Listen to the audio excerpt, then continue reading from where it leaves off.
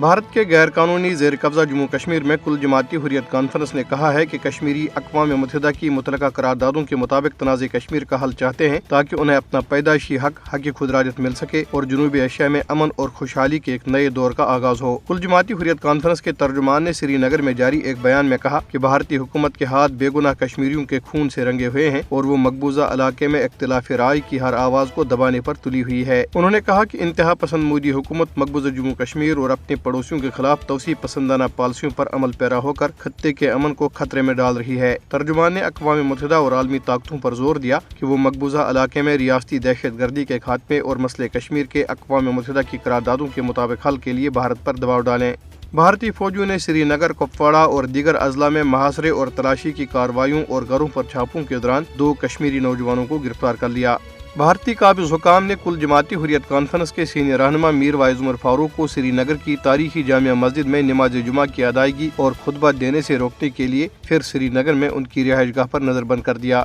دریاسنا کل جماعتی حریت کانفرنس آزاد جموں کشمیر شاخ کے کنوینر محمود احمد ساگر نے اقوام متحدہ کے سیکرٹری جنرل انتونیو گوتریس کے نام ایک خط میں ان کی توجہ مقبوضہ جموں کشمیر اور بھارتی جیلوں میں بند کشمیریوں کی حالت زار کی طرف مبذول کرائی ہے۔ انہوں نے کہا کہ بھارتی تصرف سے اپنے مادر وطن کی آزادی کی پرامن جدوجہد کرنے والے کشمیری سیاسی رہنماؤں کے ساتھ ان کے سیاسی نظریے کی وجہ سے مجرموں جیسا سلوک کیا جا رہا ہے۔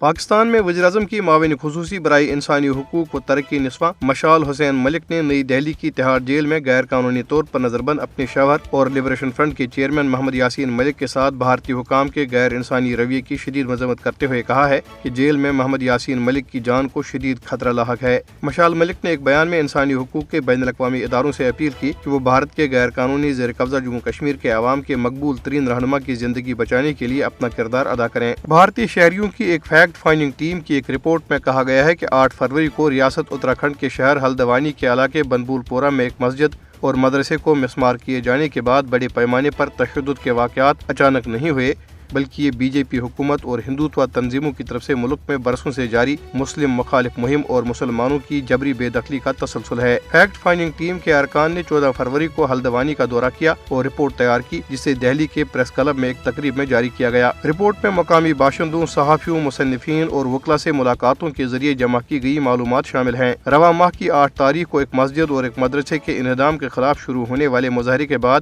ہلدوانی شہر میں پولیس اور ہندو انتہا پسندوں کی طرف سے طاقت کے وحشیانہ استعمال میں کم از کم 6 مسلمان جاں بحق اور درجنوں زخمی ہو گئے تھے۔